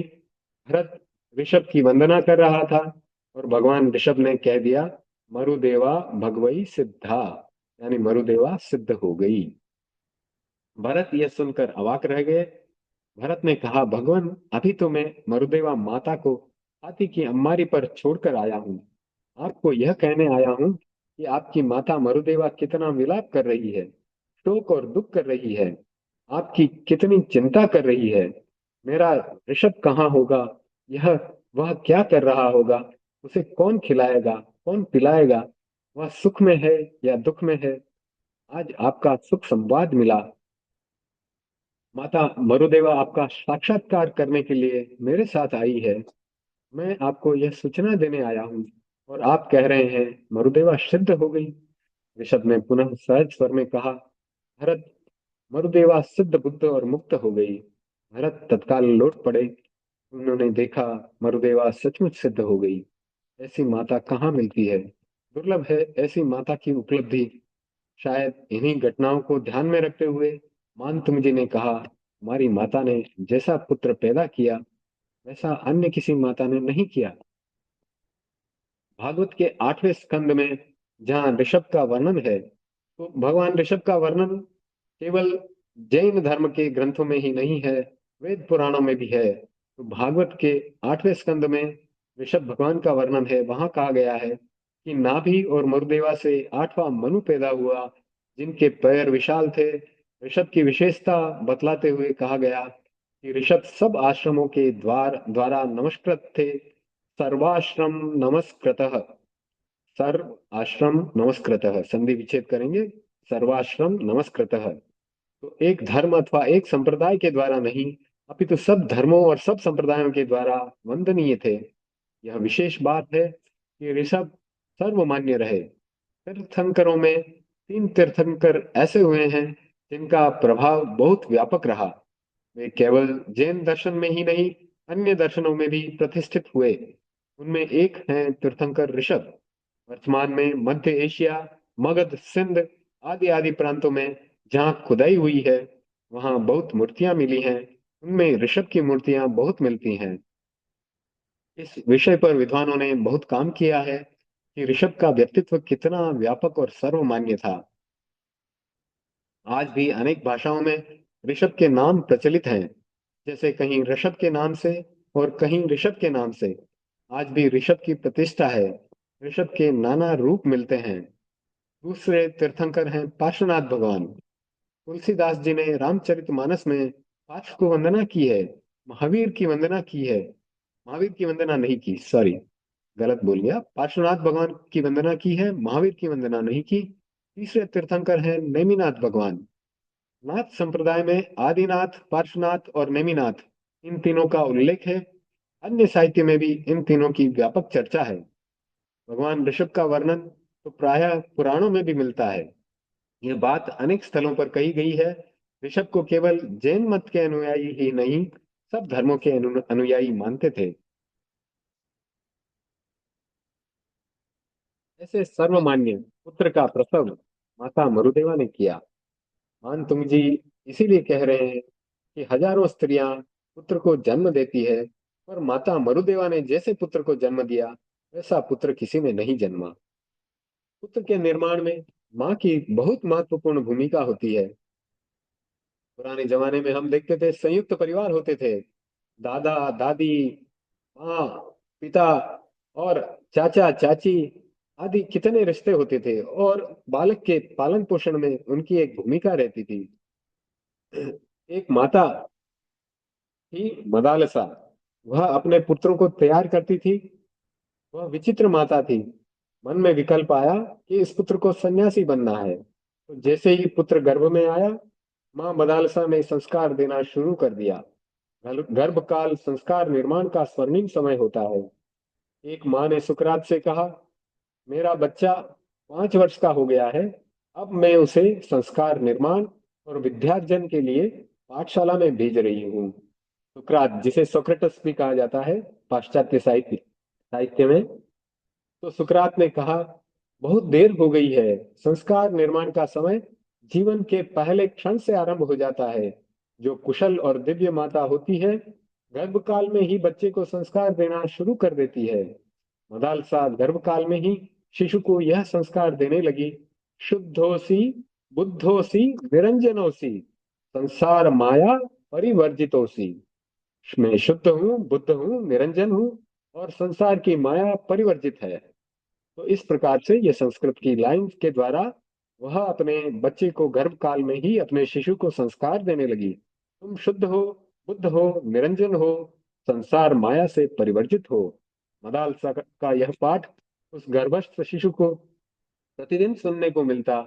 वह इसलिए सुनाती कि यह शिशु तेजस्वी और यशस्वी मुनि बने। जब दूसरा बच्चा गर्भ में आया, तब मदालसा ने सोचा कि इसे कुशल राजनेता बनाना है। तो उसने गर्भस्थ शिशु को राजनीति के संस्कार देने शुरू कर दिए, और वह शिशु आगे चलकर कुशल राजनेता बना। तो पुत्र के निर्माण में माँ की बहुत बड़ी भूमिका है। यदि माता समझदार है, विवेक संपन्न है, तो संतान बहुत अच्छी हो जाती है। जो माताएं कुछ नहीं जानती, उनकी संतान भी अ, वैसी ही होती है, ज्यादा उसको तकलीफ भी मिल सकती है। जब कभी मैं, अब आचार्य श्री महाप्रभु जी लिख रहे हैं कि जब कभी मैं विकलांग बच्चों को देखता हूँ, अविकसित और विकृत शरीर वाले शिशुओं को देखता हूँ, तब तब मेरा ध्यान इस सिद्धांत की ओर चला जाता है कि शिशु की इस अवस्था के लिए माता पिता भी उत्तरदायी हैं। यदि माता पिता जागरूक होते तो शायद ऐसा नहीं होता। खान पान से लेकर अपने विचारों तक को शुद्ध रखना बहुत जरूरी है। माता पिता की अज्ञानता के कारण अनेक विकृतियां पैदा हो जाती हैं। संतति पैदा करने के बहुत नियम हैं। जो उन नियमों को नहीं जानते, कब क्या करना चाहिए उसका विवेक नहीं रखते, वे शिशु के लिए समस्या का बीज बो देते हैं। मनोविज्ञान की दृष्टि से, संतान उत्पत्ति के सिद्धांत की दृष्टि से एक सरल किंतु महत्वपूर्ण सूत्र आचार्य श्री मानतुंग जी ने प्रस्तुत कर दिया। जैसी माँ होती है वैसा ही पुत्र मिलता है। बहुत कठिन है अच्छी माँ का मिलना। मैं स्वयं अनुभव करता हूँ। आचार्य श्री महाप्रज्ञ जी लिख रहे हैं कि मैं स्वयं अनुभव करता हूँ। मेरी संसार पक्षियां माता माता साध्वी बालू जी ने मुझे जो संस्कार दिए, वे मेरे विकास में योगभूत बने। मैं छोटा बच्चा था। मैं प्रतिदिन प्रातः बहुत जल्दी उठ जाती, दो तीन सामायिक करती। सामायिक में वे गीत सुनाती, ढालें सुनाती। वे गीत मेरे सुप्त मन को छूने लगे, संस्कार बन गए। उन्हीं संस्कारों के कारण मैं आचार्य भिक्षु के प्रति इतना आस्थाशील बन गया। आचार्य श्री महाप्रज्ञ जी की पुस्तक है, उनकी आत्मकथा। उनकी आत्मकथा हम अपने रोज के स्वाध्याय में दो दो लाइन ले रहे हैं, जो कि साधनारत श्रावक श्राविका ग्रुप में आपको देखने को मिलता है। उनके दो दो लाइन हर दिन जो है हम उस ग्रुप में डालते हैं। तो आचार्य श्री महाप्रज्ञ जी की आत्मकथा पढ़ने लायक है, बहुत ही सुंदर है। कैसे कैसे उन्होंने अनेक प्रयोग जीवन में किए। प्रेक्षा ध्यान और भी कई प्रयोग, प्रेक्षा ध्यान तो एक है, उसके अलावा भी कई प्रयोग उन्होंने किए, आगम संपादन का प्रयोग। तो ऐसे कई कई बड़े प्रयोग आचार्य श्री तुलसी और आचार्य श्री महाप्रज्ञ जी ने किए, और जो आज हमारे जीवन को प्रशस्त करने में, आगे बढ़ाने में, हमें हमारे हमारे को गाइड कर रहे हैं, हमारे जीवन को सुंदर बनाने में गाइड कर रहे हैं। तो मैंने आचार्य भिक्षु को कभी नहीं देखा। आचार्य श्री महाप्रज्ञ जी लिख रहे हैं, फिर भी उनके प्रति श्रद्धा पैदा हो गई। वह श्रद्धा क्यों उत्पन्न हुई? बचपन में माँ ने बार बार भिक्षु के स्तुति गीत सुनाए, वे मेरे संस्कार बन गए और एक आस्था का निर्माण हो गया। हम चाहें अच्छी बातें सुने या बुरी बात, जिस बात को बार बार सुनेंगे देखेंगे, उसका संस्कार हमारे मस्तिष्क में जमता चला जाएगा। यही तो है अनुप्रेक्षा का प्रयोग, जो हमने किया ध्यान के माध्यम से। वह माँ जो संतान को संस्कारी बनाने में सम्मिलित रहती है, सदा श्रेष्ठ पुत्र के निर्माण का श्रेय ले लेती है। मान तुम जी भी माँ और पुत्र दोनों की विशिष्टता को रेखांकित कर रहे हैं। वह माँ भी अच्छी नहीं होती जो संस्कार निर्माण का अपना दायित्व न निभाए। वह पुत्र भी अच्छा नहीं होता जो विनम्र और शक्ति संपन्न न हो, निकम्मा और भारभूत हो। इसीलिए स्तुतिकार ने कहा, प्रभु, आपके दोनों पक्ष बहुत शक्तिशाली हैं। आपकी माँ कितनी विचित्र थी, निर्मल और महान थी। आप स्वयं भी कितने महान और पवित्र थे। मरुदेवा माता के बारे में आपने सुना होगा कि वह पूर्व जन्म में एक केले का पेड़ थी, और उस केले के पेड़ के पास ही बेर का पेड़ था। आपको पता है, बेर या बोर जिसे कहते हैं, उसके पेड़ में कांटे ही कांटे होते हैं। और ये केले का पेड़ और बोर का पेड़ इतना नजदीक थे कि एक दूसरे में गुत्थम गुत्था थे। तो मरुदेवा माता के जीव ने इतने लंबे काल तक उन कांटों को सहन किया, तो उनके कर्म जो है वो बहुत कम हो गए। और इसलिए अगले जन्म में उन्होंने मरुदेवा माता के रूप में जन्म लिया, और बहुत ही साता पाई। इतनी साता कि उनको कुछ काम नहीं करना पड़ता था। इतने बेटे पोते पड़पोते लड़पोते थे कि कोई काम के लिए इशारा कर दो तो सब इकट्ठे होकर के आ जाते थे। कभी पानी का ग्लास उठा करके उनको पीने के लिए नहीं जाना पड़ा। तो इतनी इतना साताकारी उनका जीवन था। तो इसीलिए कहा जाता है कि करोड़ पुरव लग पाई साता, मोरा देवी जी माता जी। तो एक गीत भी है ये, जो कि मुझे याद नहीं है। मेरे दादाजी सामायिक में इस गीत को दोहराते थे, और कुछ एक दो लाइनें मुझे भी याद रह गई। मेरे दादाजी भी सुबह 5 बजे उठ करके सामायिक कर लेते थे और ये गीत गाते थे, करोड़ पुरव लग पाई साता, मोरा देवी जी माता जी। वहीं से मुझे मोरा देवी जी माता का परिचय प्राप्त हुआ। आगे पढ़ते हैं। मानतुंग माँ और पुत्र दोनों की विशिष्टता को रेखांकित कर रहे हैं। आगे पढ़ते हैं। आपकी माँ कितनी विचित्र थी, निर्मल और महान थी, आप स्वयं भी कितने महान और पवित्र थे। माँ और पुत्र दोनों के अतुलनीय चरित्र को सामने रखकर मानतुंग सूरी जी ने इस एक वाक्य में सब कुछ कह दिया। किसी माँ ने आप जैसा पुत्र प्रसूत नहीं किया। आचार्य मानतुंग जी कहते हैं कि सब दिशाओं में नक्षत्र और तारे हैं, प्रकाश सब दिशाओं में जाता है, किंतु सूर्य को सब दिशाएं उत्पन्न नहीं कर सकती। सूर्य किस दिशा में निकलता है? अंशु सब दिशाओं में है, पर अंशु का जाल सब दिशाओं में नहीं है। अंशुमाली सूर्य को कहा गया। अंशुमाली को पूर्व दिशा ही उत्पन्न करती है। मान तुम जी ने बहुत सुंदर तुलना की है। प्रकाश होना एक बात है, प्रकाश पुंज को प्रकट करना दूसरी बात है। जब प्रकाश पुंज प्रकट होता है, सारी दिशाएं प्रकाशित हो जाती हैं। माता मरुदेवा ने उस प्रकाश पुंज को जन्म दिया, जिससे पूरा अध्यात्म जगत आलोकित हो गया। इस समग्र भावना को मानतुंग जी ने प्रस्तुत श्लोक में समाहित कर दिया। स्त्रीणाम शतानि शतशो जनयन्ति पुत्रान्, नान्या सुतम त्वदुपमं जननी प्रसूता, सर्वा दिशो ददति भानि सहस्त्र रश्मिन्, प्राच्येव दिग्जनयन्ति स्फुरदन्ति जालम्।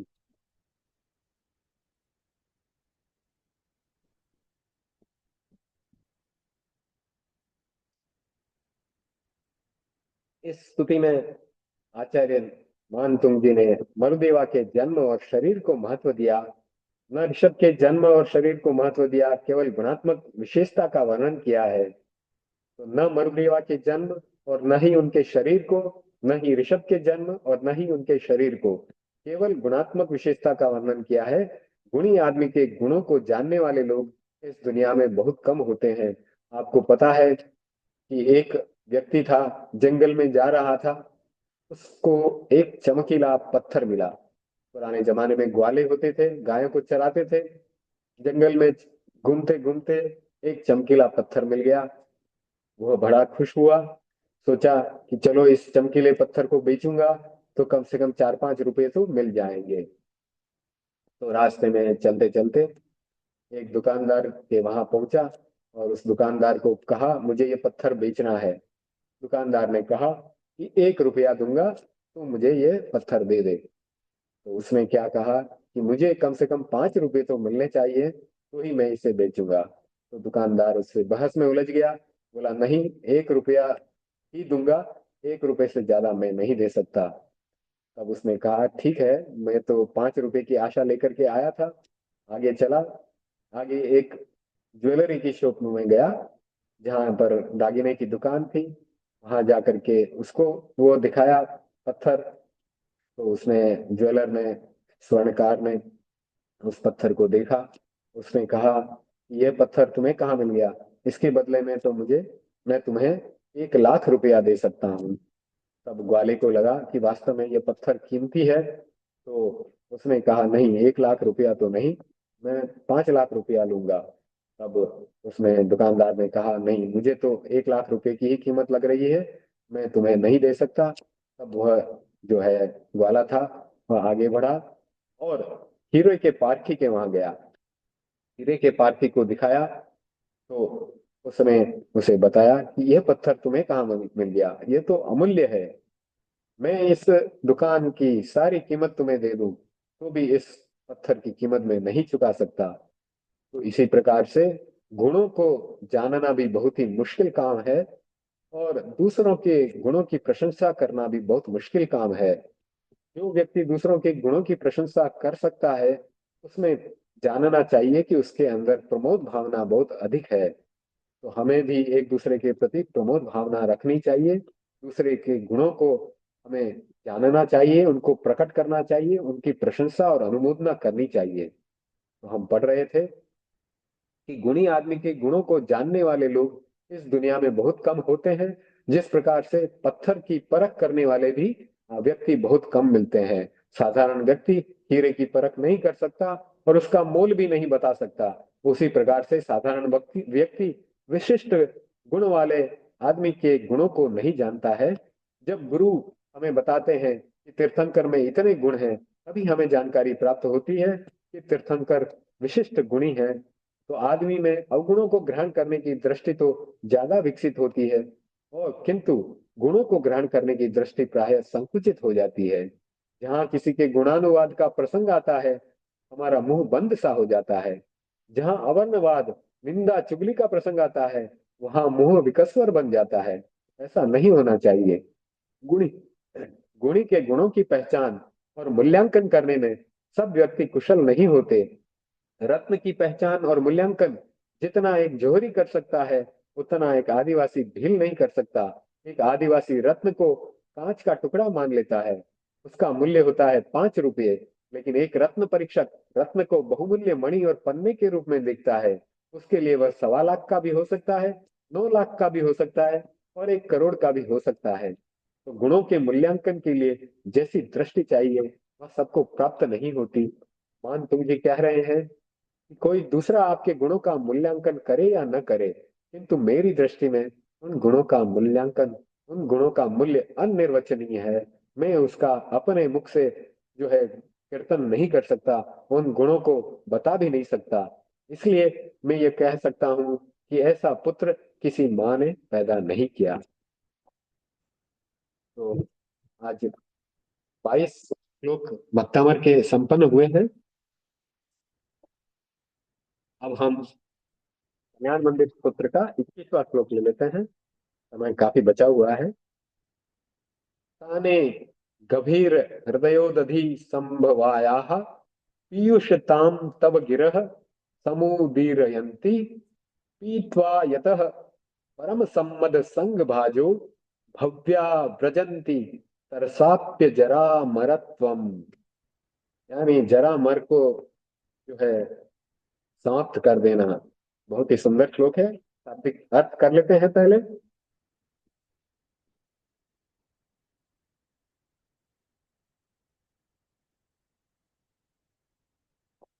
तो बताया जा रहा है, भव्य प्राणी गंभीर हृदय रूपी समुद्र, ताने गंभीर हृदय उदधि।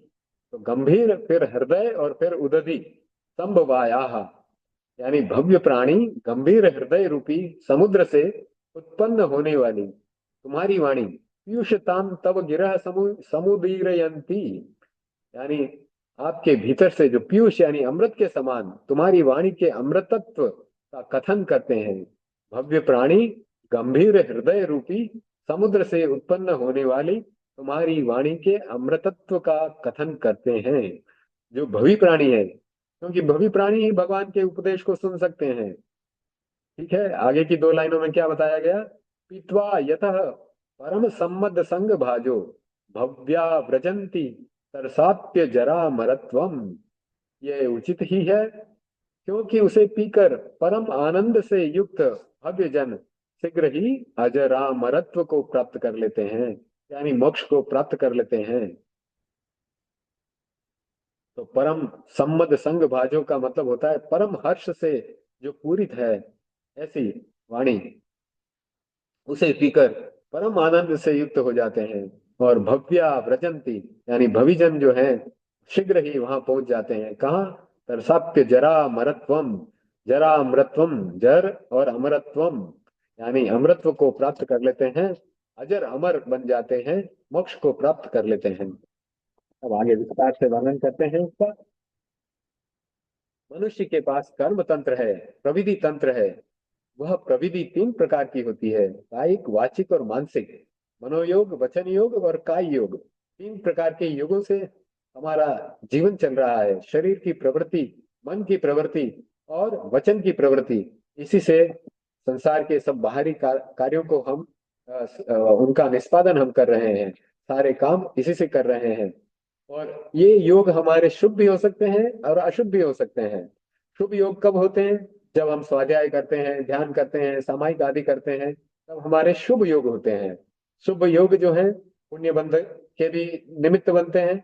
और जब अशुभ कार्य करते हैं, हिंसा आदि करते हैं, घर गृहस्थी के काम करते हैं, खाना आदि बनाते हैं, तो उन अशुभ अशुभ योगों से अशुभ कर्मों का भी बंधन होता है। तो संसार की प्रवृत्तियां योगों से चलती है, मन वचन और काय के योगों से। कभी वे शुभ होते हैं, कभी वे अशुभ होते हैं, और उसी से अपने अपने प्रकार के कर्मों को आकृष्ट करते हैं, और उस प्रकार से या तो शुभ या अशुभ कर्मों का बंधन करते हैं। जब शुभ कर्मों का उदय होता है उसको पुण्योदय कहा जाता है, और हमें अच्छी अच्छी चीजें प्राप्त होती है। जब अशुभ कर्मों का उदय होता है, जिन्हें कि पाप कर्मोदय कहा जाता है, उससे हमें दुख भी प्राप्त हो सकता है। तो हमें हमारे कार्यों के प्रति सावधान रहना चाहिए। कैसा कार्य हमें करना है, मन का कैसा करना है, वचन का कैसा कार्य करना है, और काया के द्वारा कैसा कार्य करना है, यह सब सोच समझ करके करना चाहिए। कल समणी जी का प्रवचन हो रहा था, तभी मैंने एक श्लोक कहा था, विद्वा नश्च करुणा युक्त, विद्वा नश्च करुणा युक्त, कार्य कार्य विचारक, लाभा लाभे सदा प्रीत, पीतलेशाधिको नर। यानी विद्वान जो होता है, धर्म के मर्म को समझने वाला होता है, करुणा से युक्त होता है, करुणा यानी सभी जीवों के प्रति दया होती है। फिर कार्य कार्य विचार कर, यानी हर कार्य को करने के पहले सोचता है कि यह कार्य करणीय है या यह अकार्य है, करणीय नहीं है। और फिर लाभा लाभे सदा प्रीत, यानी लाभ हो या अलाभ, सदा अपने मध्यस्थ भाव में लीन रहता है। ऐसा व्यक्ति तेजस लेशिया से युक्त होता है। 6 लेशियाएं हैं, कृष्ण नील कपोत तेजस पद्म और शुक्ल। कृष्ण नील और कपोत लेशिया के भाव जो हैं अच्छे भाव नहीं होते। तेजस पद्म और शुक्ल रेशा के भाव जब अच्छे भाव होते हैं, करुणा के भाव होते हैं, तब होते हैं। तो जो व्यक्ति हर चीज सोच समझ करके करता है, वह शुभ योगों में रहता है, और जल्दी ही वो मोक्ष को प्राप्त कर सकता है। शरीर के द्वारा क्रिया करता है, वाणी और मन के द्वारा भी क्रिया करता है। मन की प्रविधि प्रविधि को दूसरा व्यक्ति नहीं जान पाता, स्वयं स्वयं ही जान पाता है। शरीर की प्रविधि को तो हम देख सकते हैं। वाणी की प्रविधि एक आदमी का दूसरे आदमी के साथ संबंध जोड़ती है। आज हम कम्युनिकेशन करते हैं तो वचन के माध्यम से, बोलने के माध्यम से करते हैं, और कभी कभी बॉडी लैंग्वेज से भी करते हैं। तो समाज की व्यवस्था, समाज के सारे संबंध वाणी व शब्दों के द्वारा संचालित होते हैं। इसीलिए वाणी का बहुत ही महत्व है। वाणी बहुत शक्तिशाली होती है। वाणी में दोनों प्रकार की शक्ति होती है, सकारात्मक व नकारात्मक। वाणी के द्वारा आशीर्वाद मिलता है और अभिशाप भी मिल सकता है। कभी किसी ने ऐसा अनिष्टकारी वचन कहा कि सचमुच सामने वाले का अनिष्ट हो गया। अनिष्ट वाणी अभिशाप का कार्य करती है। इष्ट वाणी कल्याण के लिए है और आशीर्वाद के लिए होती है। आचार्य सिद्धसेन ने इस महत्वपूर्ण प्रविधि की चर्चा की है। प्रभु, आपकी वाणी को लोग अमृत कहते हैं, किंतु वह वाणी अमृत कैसे हुई? समुद्र मंथन से अमृत का आविर्भाव हुआ, यह एक पौराणिक मत है। आपकी वाणी अमृत कैसे हुई? बताया गया, गंभीर हृदयोदधि संभवायाह, यानी हृदय आपका गंभीर है, समुद्र के समान है। समुद्र छिछला नहीं होता, बहुत गंभीर और गहरा होता है। आपका हृदय रूपी समुद्र गंभीर है। यहाँ हृदय से तात्पर्य मस्तिष्क से है, क्योंकि वाणी का सारा संबंध मस्तिष्क से होता है, सारा संचालन मस्तिष्क से होता है।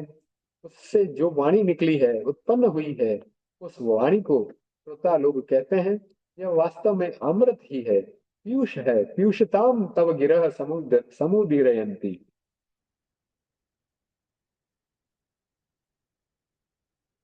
समुद्र से निकला हुआ अमृत और आपकी वाणी से निसृत अमृत, इन दोनों तंत्रों पर विचार करें।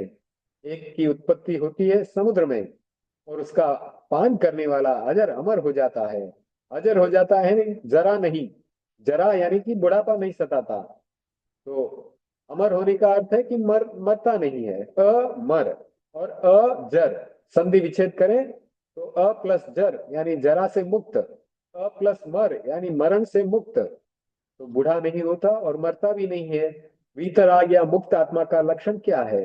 मोक्ष में न तो बुढ़ापा है और न ही मृत्यु है, केवल अजरत्व और अमरत्व की स्थिति है। व्यवहारिक रूप से आपकी वाणी का रसपान करने वाला बूढ़ा नहीं होता और दुख पूर्ण जीवन नहीं जीता। दुख पूर्ण जीवन नहीं जीता यानी कि शोक पूर्ण जीवन नहीं जीता। वह हर समय सुखी रहता है। उसकी कष्टपूर्ण मौत नहीं होती, अकाल मृत्यु भी नहीं होती। हम अर्थ अरहत पार्ष की वाणी को दो रूपों में देखें। जब आप देशना देते हैं, उस समय श्रोताओं को अमृत सा अनुभव होता है, अमृत पान सा अनुभव होता है। उसके साथ अच्छे प्रकंपन आते हैं। वाणी एक तरह का प्रकंपन है, यह एक तरंग है। यानी कि हमने विज्ञान में तरंगों का, वेव्स का जो सिद्धांत पढ़ा है, तो वाणी भी साउंड वेव्स उसमें पढ़ा है हमने। तो वाणी एक तरह का प्रकंपन है। कल ही हम बातचीत कर रहे थे कि हिरोशिमा और नागासाकी पर जब एटम बम गिराए गए, उससे इतनी जबरदस्त साउंड वेव्स निकली कि बड़ी बड़ी बिल्डिंगें ध्वस्त हो गई, सपाट हो गई। तो ध्वनि तरंगे बहुत शक्तिशाली तरंगे हैं। एक पवित्र आत्मा के मुंह से कोई बात निकलती है तो उसके साथ शुभ प्रकंपन आते हैं, और वे प्रकंपन आदमी को प्रमुदित कर देते हैं। उसी स्थान पर एटम बम की तरंगे, ध्वनि तरंगे अगर निकलें तो सपाट कर देती हैं, बड़ी बड़ी बिल्डिंगों को ध्वस्त कर देती हैं। तो वाणी की शक्ति को हम समझे। महावीर की वाणी को हमने नहीं सुना, पार्श्वनाथ की वाणी को भी हमने नहीं सुना, बहुत सारे प्रभावक आचार्यों की वाणी को भी नहीं सुना, आचार्य मानतुंग, आचार्य सिद्धसेन, उनकी वाणी को नहीं सुना, लेकिन उनकी वाणी को हम पढ़ तो सकते हैं। आचार्य तुलसी की वाणी को हमने सुना है। मैं बचपन से आचार्य श्री तुलसी को सुनता आया हूँ, और यह अनुभव किया है कि कोई भी संतप्त व्यक्ति उनके पास आता और वे दो शब्द करुणा और वात्सल्य के साथ कह देते, इतने में वह प्रमोदित हो जाता और बाहर जाकर कहता, आज तो बड़ी कृपा हो गई, आचार्य श्री ने मुझसे बात कर ली। और आचार्य श्री तुलसी तो इतने, क्या कहूं मैं उनके लिए, जन संपर्क में इतने आगे थे कि छोटे से छोटा बच्चा उनके सामने आकर बैठता, उससे भी दो बात कर लेते थे। मैं करीब 9 साल का था, या शायद उससे भी छोटा रहूंगा, तब से पिताजी मुझे आचार्य श्री के दर्शन के लिए लेके जाते थे। मुझे कहते थे कि हिसार में दर्शन कराए थे, तब तो मैं बहुत ही छोटा था, वो मुझे याद भी नहीं है। तो बचपन से आचार्यों के दर्शन करने से हमारा जीवन सुंदर बन जाता है। मन में एक प्रबोध भावना की अनुभूति होती है। इसीलिए ठीक कहा गया है, परम सम्मद संग भाजो। भगवान की वाणी परम आनंद को देने वाली है। परम सम्मद संग भाजो, परम सम्मद यानी परम आनंद को देने वाली है। सिद्ध सेन जी इसी अनुभव पूरी शब्दावली में कह रहे हैं, आपकी वाणी अमृत है, आपकी वाणी से परम मोद होता है, परम आनंद होता है। सुनने वालों को ऐसा लगता है कि वह सब दुखों को भूल रहा है। बहुत बार ऐसा होता है कि हम अच्छी बात सुनते हैं, अच्छा प्रवचन सुनते हैं, अच्छा विषय सुनते हैं, तो भूख प्यास को भी भूल जाते हैं। जब भीतर का आनंद प्रकट होता है, भीतर का उल्लास व प्रमोद भाव प्रकट होता है, तब आदमी संताप व कष्टों को भूल जाता है। आदमी के भीतर दोनों हैं, दुख के संवेदन भी हैं और सुख के संवेदन भी हैं। अगर हम किसी उपाय से सुख के संवेदन को प्रकट कर सकें तो दुख की बात समाप्त हो जाती है। उस वाणी में ऐसा प्रभाव है कि दुख समाप्त हो जाता है, आनंद प्रकट हो जाता है। दुनिया में जितने लड़ाई झगड़े हैं और कलह है, उनका प्रमुख कारण वाणी है। वाणी संघर्ष के बीज भी बोती है और शांति के बीज भी बोती है। तो वाणी में बहुत बड़ी शक्ति है। उससे से शुभ प्रकंपन पैदा होते हैं, जो अच्छे वचन और मधुर वचन के निमित्त बनते हैं। उसके साथ अच्छे परमाणु भी निकलते हैं, और वे परमाणु हमारे मन को प्रभावित करते हैं। एक बार एक प्रवचन चल रहा था, और आचार्य जी मंत्रों के बारे में बता रहे थे कि मंत्रों का कितना प्रभाव होता है। नवकार मंत्र ही समझ लें आप। नवकार मंत्र एक महामंत्र है, बहुत ही प्रभावशाली मंत्र है। और नवकार मंत्र का जाप करने से बड़े बड़े असंभव कार्य भी संभव बन जाते हैं। तो एक व्यक्ति ने प्रश्न किया कि शब्दों में ऐसी क्या शक्ति है। तब आचार्य श्री ने उदाहरण के द्वारा उसको 2 वाक्यों में समझाया कि उस व्यक्ति को पहले कहा, तुम बहुत अच्छे हो, तो उसके भीतर बहुत अच्छी भावना प्रकट हो गई। और उससे कहा कि अगर मैं 2 गाली अगर तुम्हें इसी समय दे दूं तो तुम क्या करोगे। तो बोला कि मैं तो झगड़े के लिए तैयार होऊंगा। कोई भी व्यक्ति अगर किसी को गाली दे दे तो उस व्यक्ति के साथ उसके ऊपर आक्रोश आना बहुत ही स्वाभाविक है। व्यक्ति झगड़ा करने के लिए तैयार हो जाता है ऐसी गाली सुनने पर। तब उसको शब्द की शक्ति का अनुभव हुआ। आचार्य श्री ने उदाहरण के माध्यम से उसे समझाया कि देखो, प्रशंसा करने पर आदमी भीतर से प्रफुल्लित हो जाता है, और गाली देने पर अंदर से नाराज हो जाता है। इसलिए शब्द में शक्ति है। तो इसी कारण मंत्रों की भी एक शक्ति होती है। मंत्रों से एक शुभ वातावरण हमारे चारों तरफ जो है पैदा हो जाता है। तो इसलिए बताया जाता है कि शुभ प्रकंपन मधुर वचन के साथ जुड़े हुए हैं, उसके साथ अच्छे परमाणु भी निकलते हैं, और वे परमाणु हमारे मन को प्रभावित करते हैं। एक बार एक बहन आई और बोली, मेरा पति खाने पीने का बड़ा शौकीन है। पहले मैं रसोई बनाती थी, बहुत तरह के व्यंजन बनाती थी, और वह कभी संतुष्ट नहीं होता था।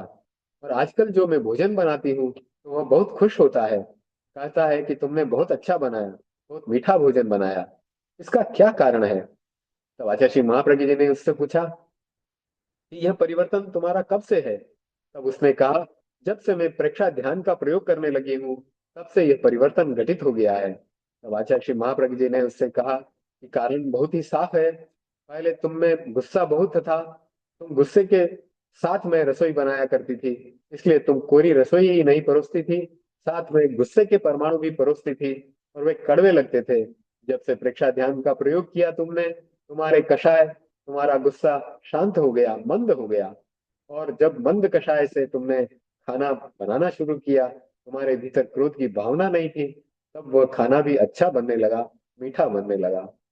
यदि व्यक्ति गुस्से में रोटी बनाता है तो खाने वाला केवल रोटी ही नहीं खाता, उसके साथ गुस्से के परमाणुओं को भी खाता है। अब तुम्हारा गुस्सा गुस्सा शांत है, अब तुम भोजन के साथ मैत्री के परमाणु परोसती हो, इसलिए भोजन भी मधुर लगता है। जैन धर्म में अनेक लोग वर्षी तप करते हैं। वर्षी तप के प्रयोग के साथ यह संकल्प ले लें तो ज्यादा महत्वपूर्ण है कि पूरे वर्ष भर एक भी कटु शब्द नहीं बोलूंगा, लड़ाई झगड़ा करने वाला शब्द नहीं बोलूंगा, कलह करने वाला शब्द नहीं बोलूंगा, किसी के मन को दुखी करने वाला शब्द नहीं बोलूंगा।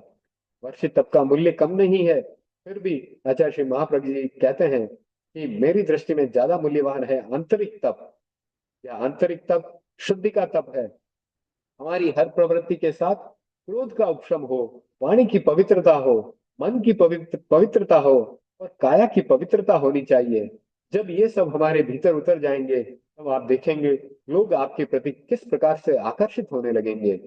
आपके आभा मंडल में एक ऐसी गहरी शांति होगी कि वह दूसरे व्यक्ति को भी उपशम कर देगी, दूसरे व्यक्ति के कटायों को उपशम कर देगी, उनको भी शांत बना देगी। तो यह उपशम की साधना हम सबके जीवन में आए। आप ऐसे वचन का प्रयोग न करें जिससे कि समाज में कलह पैदा हो, परिवार में कलह पैदा हो। यह बोध पाठ हमें सूत्र के द्वारा प्राप्त होता है।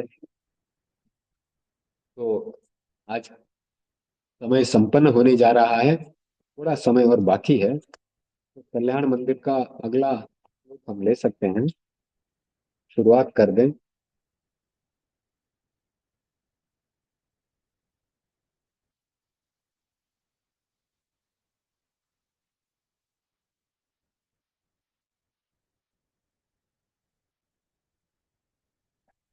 21वां श्लोक है कल्याण मंदिर का। फिर उसका परिचय कर लेते हैं। स्थाने गंभीर हृदयो दधि संभवाया, नहीं ये हो चुका। युष्टाम तव गिरह समुद्र, ये कर लिया हमने। इसके आगे है लक्षण ऊर्ध्व गति का। स्वामीन सुदूर मवन, स्वामीन सुदूर मवनम्य समुत्पतंतो हो, मन्ये वदन्ति शुचयः सुरचा मरोधा, द्वय यस्मै नतिं विदधति मुनिपुंगवाय, ते नून मूर्ध्वगतयः खलु शुद्ध भावाः। ये ऊर्ध्व गति का लक्षण बताया जा रहा है इसमें।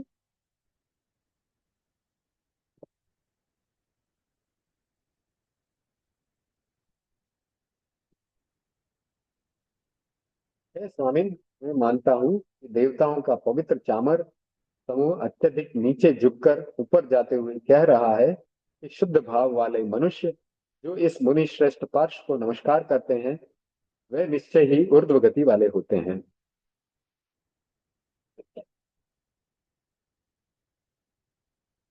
तो इसका पूरा विस्तार से अर्थ करते हैं। तीर्थंकर का एक अतिशय माना जाता है कि जहाँ तीर्थंकर बैठते हैं, देशना देते हैं, वहां दोनों तरफ चामर डुलाए जाते हैं।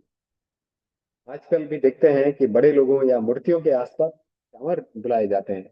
इसे चमर भी कहते हैं, चामर भी कहते हैं, दोनों का अर्थ एक ही है। तो ऐसा क्यों किया जाता है? चामर बोध पाठ दे रहे हैं, शिक्षा दे रहे हैं कि पहले इन्हें नीचे ले जाते हैं और फिर ऊपर ले जाते हैं। चामर कह रहे हैं कि देखो, हम भी पहले झुकते हैं और फिर ऊपर उठते हैं। हम श्वेत हैं, शुचि हैं, सफेद हैं। एक दोहा भी कहा गया है, नल नर की और नल नीर की गति एक सी हुई, जे तो नीचे वे चले, वे तो ऊंचो होए।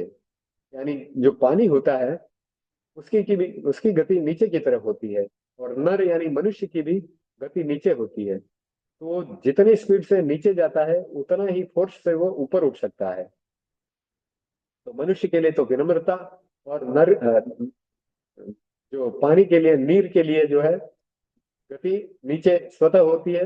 और वो जितनी तेजी से स्वतः नीचे की तरफ जाता है उतनी ही गति से ऊपर उठ सकता है, क्योंकि पानी को आपने देखा होगा, झरने के द्वारा नीचे जाता है तो कितना शक्तिमान हो जाता है। उससे हम विद्युत भी, अग्नि भी उत्पन्न कर लेते हैं। उसी प्रकार से मनुष्य भी अगर विनम्र बनता है तो वह ऊपर उठता है। तो चामर जो कि श्वेत है, सफेद है, हमारी क्रिया को भी मनुष्य भी समझे, चेतनावान प्राणी भी समझे। जो अरहत पार्श को झुक करके नमस्कार करता है, झुकता है, जो पार्श के चरणों में प्रणति करता है, प्रणाम करता है, उसके भाव शुद्ध हो जाते हैं। जिस प्रकार चामर शुद्ध और सफेद होते हैं, उसी प्रकार हमारे मन और आत्मा के भी शुद्ध भाव हो जाते हैं, यानी शुक्ल लेशा वाले भाव हो जाते हैं। आपको अभी 6 लेशाओं के बारे में बताया। कृष्ण, नील, कपोत, तेजस, पद्म और शुक्ल।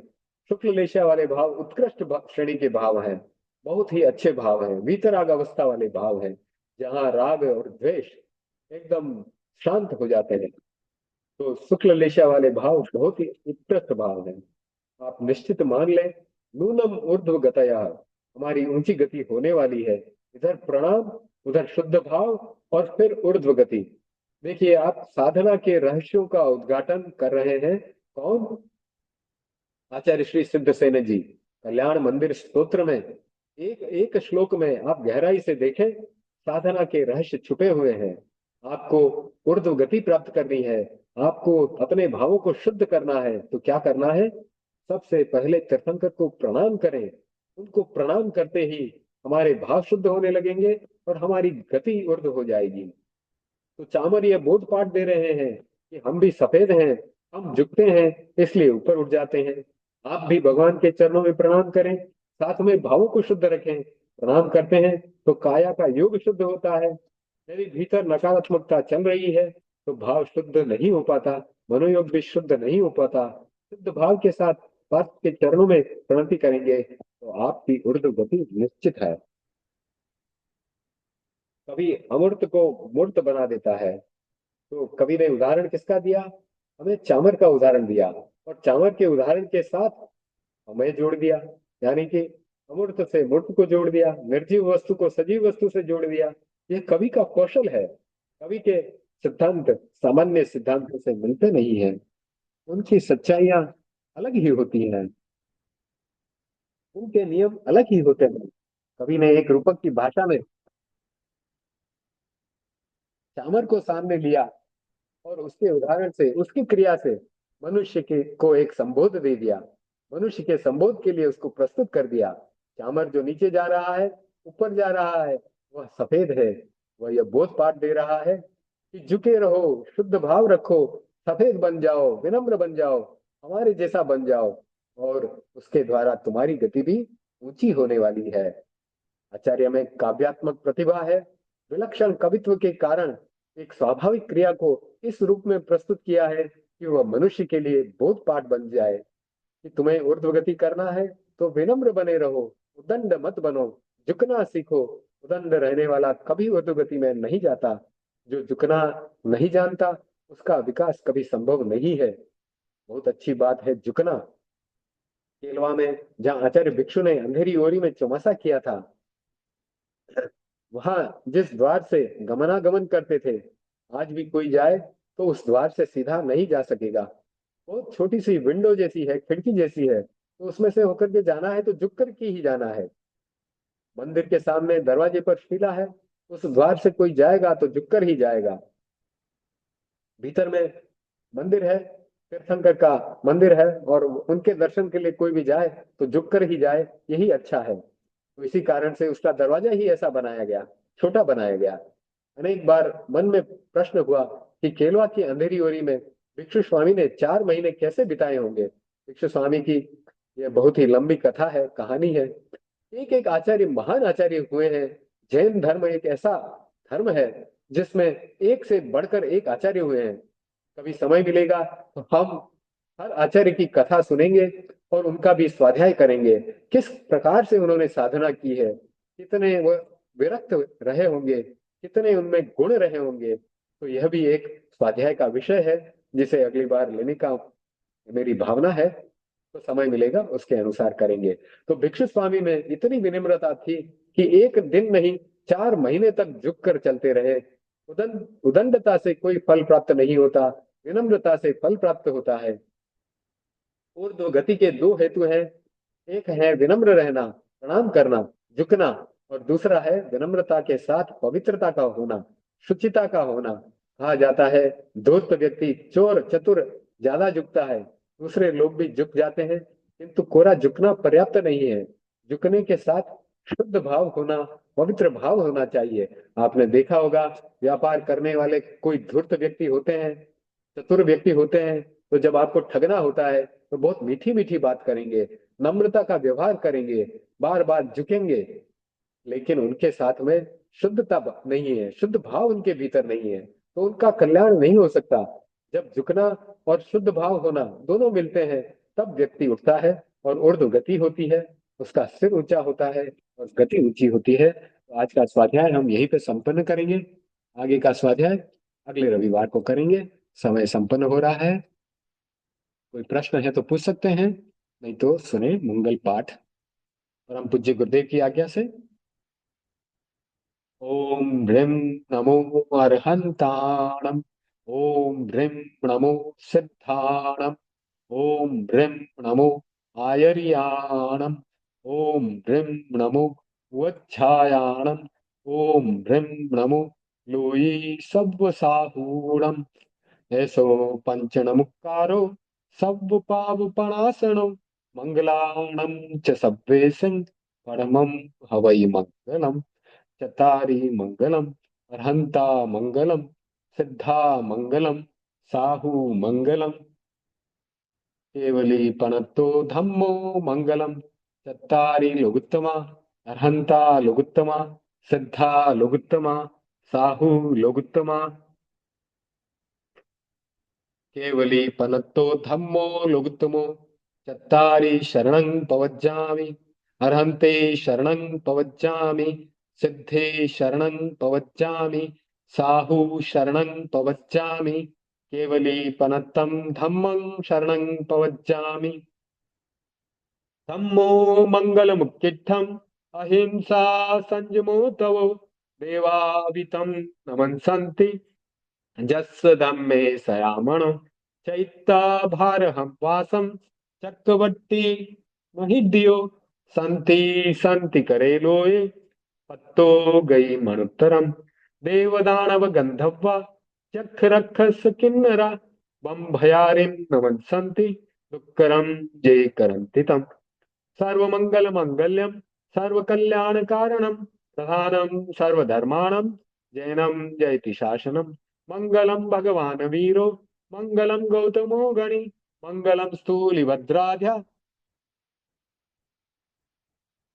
मंगलम भगवान वीरो, मंगलम गौतमो गणि, मंगलम स्थूलिभद्राध्या। जैन धर्मोस्तु मंगलम, मंगलम मतिमान भिक्षु, मंगलम भारमल्लक, मंगलम राय चंद्राध्या, मंगलम तुलसी गुरु, महाप्रज्ञोस्तु मंगलम, महाश्रमणोस्तु मंगलम, तेरा पंथोस्तु मंगलम। विघ्नहरण मंगल करण, स्वाम भिक्षुनो नाम, गुण ओळख सुमरण किया, सरे चिंत्या काम। विघ्नहरण मंगल करण, स्वाम भिक्षुनो नाम, गुण ओळख सुमरण कर्या, सरे चिंत्या काम। विघ्नहरण मंगल करण, स्वाम भिक्षुनो नाम, गुण ओळख सुमरण कर्या, सरे चिंत्या काम, सरे चिंत्या काम, सरे चिंत्या काम। अंगूठे अमृत बसे, लब्ध टना भंडार, श्री गुरु गौतम सुमरिए, मन वांछित फल दातार, मन वांछित फल दातार। ओम अरहम। सादर जय जिनेन्द्र। आप सब इससे मीटिंग से जुड़े उसके लिए बहुत बहुत धन्यवाद। ओम अरहम। परम पूज्य गुरुदेव के प्रति आभार। ओम अरहम। आज की इस मीटिंग को संपन्न करते हैं। अगला स्वाध्याय अगले रविवार इसी समय होगा।